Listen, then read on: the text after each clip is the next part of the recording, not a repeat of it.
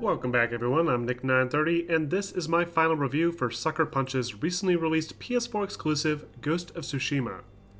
Ghost of Tsushima is a third-person, open-world action-adventure game set during the Mongol invasions of Japan in the 13th century. The game is built strongly around its expansive open-ended environments and complex melee combat, along with lots of stealth action and RPG mechanics. At first glance, it's incredibly similar to the likes of Ubisoft's hugely popular Assassin's Creed franchise. But the overall experience has a very different tone than those titles, with an absolutely gorgeous artistic direction, well thought out narrative, and some excellent pacing. There's a ton to go over here, so we're going to start by taking a spoiler-free look at the game's story. The story is based loosely on the real-life Mongol invasion of Tsushima in 1274. The game kicks off with the samurai's desperate defense of Komoda Beach, where they're overwhelmed by the Mongols' ground forces, led by the imposing Khodun Khan. With the samurai supposedly defeated, the Mongols establish a firm foothold on the island, slaughtering civilians, burning villages, and setting up shop in Castle Canada, with their prisoner, Lord Shimura, the leader of Tsushima. Players assume the role of Shimura's nephew, Jin Sake, a fiercely loyal young samurai who was orphaned at a young age and looks up to his uncle as a sort of father figure. Jin starts off as a fairly basic lead protagonist, whose drive to save his uncle and friends results in him making some foolish decisions. But after linking up with a thief named Yuna, Jin slowly begins to adopt new tactics to defeat his opponents. Tactics that directly go against his uncle's teachings and the way of the samurai. This internal conflict is one of the driving forces behind the game's narrative, providing a unique theme of tradition versus change to the mix. And combined with plenty of inspiration from classic samurai filmography, Ghost of Tsushima provides an incredibly rich and unique experience over what could have easily been a very redundant plot structure. The characters themselves are pretty interesting, especially Jin's childhood friend Rizo, who helps add some much needed depth to Jin's personality. But I do feel as though the lead villain, Khodun Khan, was mishandled. There's moments where he really does feel ruthless and intimidating, and I like the idea of him trying to psychologically manipulate some of the characters. But his appearances throughout the game are rare, and he comes off feeling more like Bowser from Super Mario, constantly running away and hiding in a new castle when you catch up to him. But aside from a few cliched tropes here and there, Ghost of Tsushima's narrative is fantastic, and there's a few moments throughout that are beautifully done, especially in Act 2 and 3. What's more, Ghost of Tsushima even offers a healthy collection of side missions to complete, that are surprisingly really deep and interesting. It reminds me a lot of The Witcher 3's side quest design, where every story felt fully realized and expansive, with lots of epic moments throughout. Even the original E3 demo from back in 2018 that we talked about in my recent comparison is actually just one of several side missions for only one of the characters. There's hours upon hours of mission content here, and it's totally worth playing through it all. And part of the reason for that is the fantastic design of the gameplay. Ghost of Tsushima doesn't necessarily reinvent the wheel. It's a very by-the-numbers open-world action-adventure game that borrows heavily from the likes of Assassin's Creed. But it does so in a way that blends in perfectly with the game's unique feudal Japan setting, making for a confident and immersive experience that I couldn't pull myself away from. So first, let's talk about the type of mission content you can expect in this game. First, there's the main missions that, of course, follow the story of Jin and his attempt to repel the Mongol invasion. Then there's side missions that follow unique stories that help to expand on Jin's friends and allies. And as I mentioned before, they're pretty extensive on their own. Then there's my favorite, the mythical tales, where you listen to a musician tell a story and then set out to discover the truth behind it, often rewarding the player with a really cool ability or set of armor. Alongside these more structured missions, there's also several open-world activities to discover. Most of the island is made up of enemy outposts that function exactly as you'd expect. You go in, kill the enemies inside, complete some objectives, and all of your allies move in afterwards to give you a convenient fast travel point. And while I enjoy these usually, the hostage-saving objective does feel incredibly tedious. Now and again, you'll have an outpost, usually a farmstead or village, where you need to carefully eliminate enemies to avoid them executing prisoners. The problem with this is that if you alert any of these enemies, they'll start to swarm a prisoner and initiate a countdown before they execute them and give you an instant game over screen. I'm all for encouraging stealth action in games, as I often opt to take a sneaky approach whenever possible. But this mechanic really doesn't seem necessary. I think a better method would be to award bonus XP for players that can successfully protect all of the hostages. But an instant game over screen, especially when a hostage is being threatened far away with an incredibly small window to rescue them, just seems excessive. This same issue persists when allies are injured in combat. where you're forced to awkwardly attempt to revive them before a timer expires and gives you another game over screen. I think a better choice here would have been just to make the allies invulnerable. Having to constantly babysit computer-controlled allies during a big epic battle sequence really hurts the flow of the action. There's also some instant fail detection events too, but these make sense in the context of the story and I'm not really opposed to this as much. While a good chunk of Tsushima's island consists of these enemy checkpoints, there are a few other activities sprinkled throughout to help mix up the gameplay loop. First, there's two different types of shrines. Inari shrines, that are usually well hidden and can be uncovered by following a friendly wild fox around, and Shinto shrines, that are located high up on the top of mountains, requiring the player to do a little bit of rock climbing and platforming to reach them. The platforming is a little rough in this game. If you've played any of Sucker Punch's earlier games, especially the infamous titles, it handles a little bit like that. Cliff faces often consist of really obvious ledges to jump and grab onto, and you simply need to hold the joystick in the direction you want to go to awkwardly hop upwards. The jumping feels a little wonky as well, almost like it's automatically guiding the character model to the next platform after you jump. And now and again, transitioning from two different elevations doesn't function properly, resulting in an unintentional plummet. But once you get the hang of it, the platforming is extremely easy, providing a nice relaxing break from the constant assassinations and sword fighting. What's more, reaching the Shinto shrines at the top also award the player with a golden charm that can unlock some powerful passive benefits.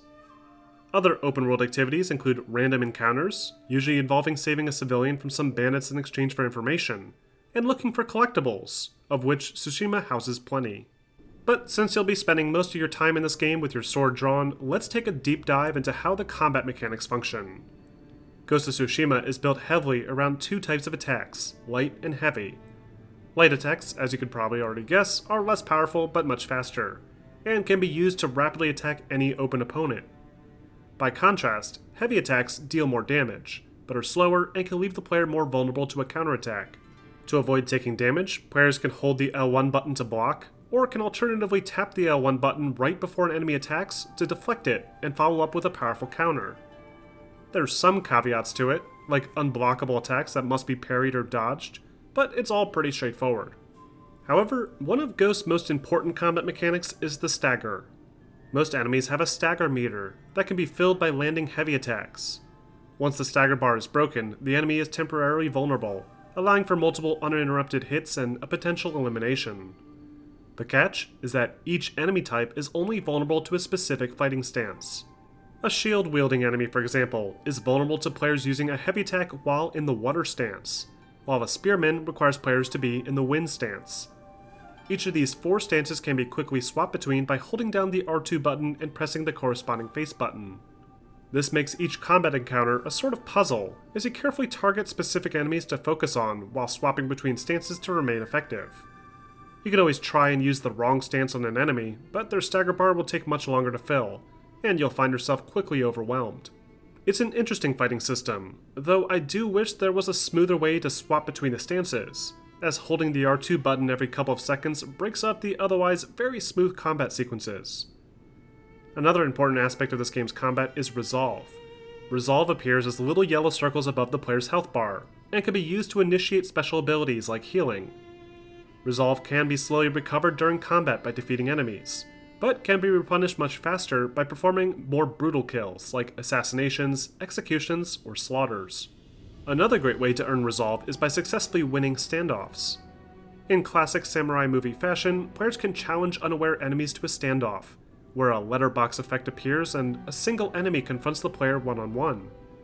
The goal here is to only draw your sword right as the enemy is about to attack, and if done correctly, Jin will slice through the challenger with a single swing of his sword, and can even follow it up with additional kills depending on the character's upgrades. I really like this function, and I love how enemies progressively get more tricky with this and begin to fake out the player, but I do wish the camera wasn't always locked into the same exact position and angle each time, as it gets very repetitive.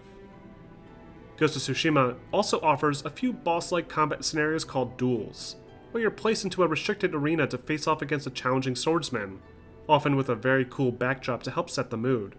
Duels are the ultimate test of your combat abilities, as the enemies have some really unique combinations of attacks that require some careful dodging and parrying to outmaneuver. These are some of the coolest moments in the game, and I absolutely love the different settings and homages to classic samurai cinema, But just like with the standoffs, the opening cinematic is pretty repetitive, and one duel in particular was so crazy dark I couldn't even see what I was doing. Now, let's take a look at another major aspect of this game, the stealth action. This part of the game handles about as you'd expect. Players can crouch down and sneak around enemy camps, avoiding enemy cones of vision and stealthily eliminating soldiers when an opportunity presents itself. To help keep track of enemies, players can click down on the touchpad to survey enemies through walls, and the game world itself is filled with secret paths and hiding places to help avoid detection. While there are plenty of ways to stealthily assassinate soldiers, I do feel that there's room for improvement here, including more contextual takedowns like pulling guards into water or around corners, along with an option to hide bodies, especially considering how easy it is for enemies to discover a body and immediately begin requesting reinforcements.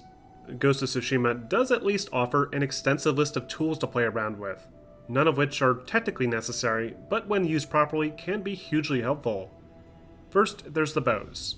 There's a half bow, useful for rapid medium-range attacks, and the long bow, with a much slower draw time, but the ability to effectively snipe enemies from far away. Along with these ranged weapons are some useful diversionary equipment, like wind chimes that can lure a single enemy, firecrackers that can lure an entire group, and smoke bombs that can be dropped at the player's feet for a quick getaway.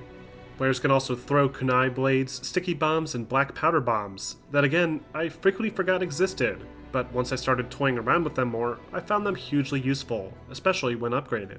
Which brings us to Ghost of Tsushima's extensive upgrade system. This game has a huge number of things to upgrade, from player stats and abilities to enhancements for both weapons and armor. As you progress further across the island, your character's legend will grow, unlocking additional technique points that can be spent on new techniques in the upgrade menu.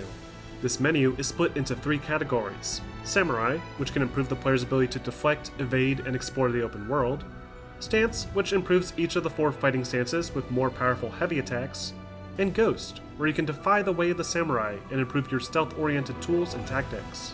On top of these skill trees, there's a number of other player buffs achieved by exploring the open world, like hot springs that can increase your max health, or bamboo stands that can be used to increase your resolve. But a big part of the player's progression is tied to the quality of their weapons and armor. Both weapons and armor need to frequently be upgraded using found resources like supplies, iron, and linen in order to ensure that they're effective against the increasingly more challenging enemies. Armor in particular is especially important, as each set is tied to a specific style of play. Samurai armor, for example, is built sturdy to withstand punishment, and is intended for players that prefer open combat, while armor like that worn by the Ronin offers a few stealth-based benefits, like reducing detection time. Swapping between these armor sets is essential as you encounter new challenges, and collecting resources to upgrade their effectiveness becomes especially important towards the later half of the game. While you won't be finding any additional sword sets throughout your journey, weapons can also be upgraded to improve things like their damage, and can also be equipped with special charms, each with an additional passive benefit. There's also a bunch of non-essential cosmetic upgrades to discover, like clothing dyes, hats, masks, and saddles for your horse, providing plenty of opportunities to personalize your experience. It's a robust collection of gameplay mechanics, all designed to capture every aspect of the samurai experience, and it's all done so confidently that even the few minor hiccups I mentioned are easy to forget about. And this is partially because of just how beautiful this game is. Ghost of Tsushima is quite possibly one of the most visually impressive titles on the PlayStation 4 platform. It may not always go the most realistic route with its art direction, but it more than makes up for it with some vivid environments loaded with dynamic vegetation and some fantastic simulated wind effects. The game on the PlayStation 4 Pro runs mostly stable at a checkerboarded 4K 30 FPS, with some fairly major dips in framerate during the more intense combat scenarios, though it never dropped to an unplayable level, and these moments were few and far between. I think moving forward, I would like to see a few things improved. First, there's the facial animations, that after playing a game like The Last of Us, look incredibly stiff and outdated here. Then there's the physics, that, while they look great for things like leaves, feel completely off for the actual characters. Jumping feels really awkward, and the lack of ragdoll physics for enemies is surprising. I also frequently ran into some weird collision-based bugs, like enemy spears spinning around on the ground and NPCs getting stuck in a strange falling loop. But like the framerate drops, these issues aren't too common that they become a problem, and most of my experience on the technical side was incredibly positive. I absolutely love the range of environments available in this game. There's big open valleys filled with flowers, dense autumn forests with hundreds of leaves cascading down, and even snowy mountaintops. And you can really appreciate all these beautiful landscapes even more thanks to a robust photo mode, filled with all the options you could ever dream of, and even a special Kurosawa filter in the game's visual menus. The game's visuals aren't necessarily the most photorealistic out there, especially with Naughty Dog churning out some incredible looking projects lately. But Sucker Punch's artistic style nails it, and I couldn't help but jump into the photo mode every now and again just to appreciate it. Overall, Ghost of Tsushima is an incredible experience, with a very well written story, a robust collection of solid gameplay mechanics, and a gorgeous open world to explore. It's certainly not perfect, with some fairly basic stealth mechanics and a few technical hiccups here and there, but I found myself enjoying every moment of this game more than any other title that this studio has produced before. Sucker Punch has more than succeeded in creating the PlayStation 4's swan song, ending a great collection of first-party exclusives for the platform. And I'm very much excited to see what this studio has planned next. But what do you guys think? Did you like Ghost of Tsushima? Let me know in the comments section, and don't forget to like and subscribe for more videos posted every week.